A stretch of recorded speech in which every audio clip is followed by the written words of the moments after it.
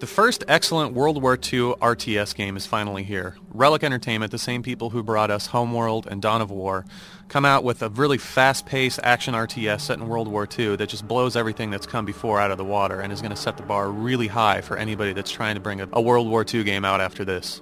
The basic principle behind the game will be familiar to anybody that's played Warhammer 40,000 Dawn of War. It's based around resource points and strategic points that you have to send units out to capture. These points then give you resources in order to buy new units and send more units out to battle the enemy and eventually take over the entire map. The interesting thing about the way Company of Heroes handles these resources is that there's actually 3 resources, and these points actually have different values associated with them. So strategically, you're going to want to go out and capture high resource points first. But in order to get these resources back to your base, you actually have to have territories that are connected all the way up to that resource point.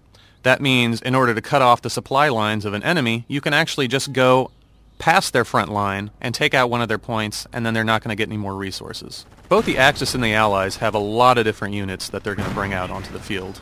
They've got basic infantry, they've got engineers, they've got half-tracks and huge armor and special armor like the Calliope rocket tank or the Tiger tank that comes out that just has a lot more power than any other tank on the battlefield. All of these units can also be upgraded with special abilities and or special weapons. For instance, a half-track can be upgraded with a quad gun that just mows down infantry, while infantry might be able to be upgraded with a bar machine gun. Players will also be able to customize their armies more with the addition of the command tree. Both the Axis and the Allies have 3 different command trees to go down. You can assign different points to each of the different abilities inside these command trees that give special powers like artillery strikes or calling in off-map units like tanks and infantry.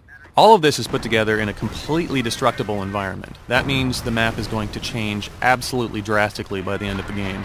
Whether it's in a single-player campaign mission or a multiplayer map, everything can be wiped out. That means walls, buildings, hedgerows, whatever you can see can be destroyed. What this does is open up new strategic options like new cover and new choke points. So players are really going to have to think about what they destroy before they destroy it. The game comes with both a single-player campaign and multiplayer and skirmish modes. The campaign follows Able Company and Fox Company paratroopers from the storming of Normandy to the defeat of the 7th Army. The entire campaign is presented with great briefings and amazing cutscenes using the in-game engine. Campaign missions themselves mostly stay away from the tired idea of finding a base and destroying it. These missions are structured like they might be in real life, such as capturing a road and protecting it, capturing a town and holding it from a German counterattack, or cutting off the path of retreat of the German army so it can't escape and reinforce later into the war. All of these missions are incredibly exciting and introduce players into some of the more complex gameplay mechanics over time in order to get you up to the point where you really can play skirmish and multiplayer effectively.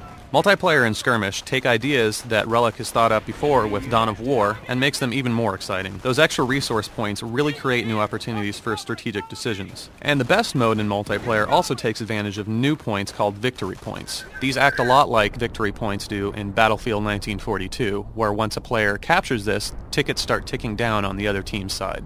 All of the skirmish and multiplayer maps are designed with all of these victory points and strategic points in mind. One of the interesting things about Company of Heroes multiplayer and skirmish modes is that actually capturing these points and then holding them can be pretty difficult. The reason for this is because it's actually hard to set up successful static defenses. Instead, defensively minded players will have to go for more mobile options. This includes weapons like anti-tank guns and 50 caliber machine guns. These defensive options actually take some time to set up and take down and move, but once they're set up, they're incredibly powerful. The only thing is these weapons have an arc of fire and a range of fire, so if an enemy manages to flank these groups, they're actually going to get killed pretty easily.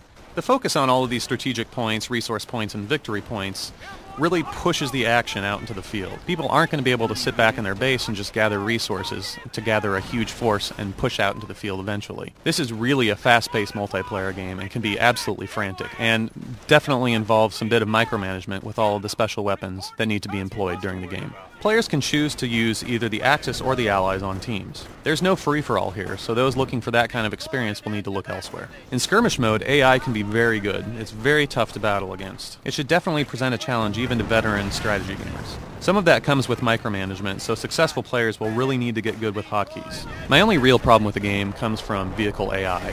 While their target recognition is good, their pathfinding doesn't necessarily always turn out the way you would hope. Giving 2 vehicles in order to go to one place at the same time will actually cause them to run into each other and get stuck. While you can get around this by ordering them individually, it definitely would be nice to be able to tell a group of tanks to move forward and have them move forward in a line instead of trying to go to the same spot. Visually, Company of Heroes is absolutely excellent. There's amazing detail in all the units and buildings, including flaps of bunkers that go flying up when a 50 caliber machine gun starts firing. The completely destructible environment is absolutely awesome. Landscapes are changed by the end. The effects that make that happen are absolutely brilliant. One very important piece of that puzzle that was given tremendous attention was actually the sound. You don't often hear that sound is one of the best features in an RTS game, but Relic has really put a lot of time into this and made it absolutely fantastic. Company of Heroes is definitely a game you're going to want to pick up if you're a strategy fan that likes fast action. This is definitely one of the best RTSs I've played in a long time. Even if you're not a fan of the World War II setting, this is definitely a game you're going to want to look into.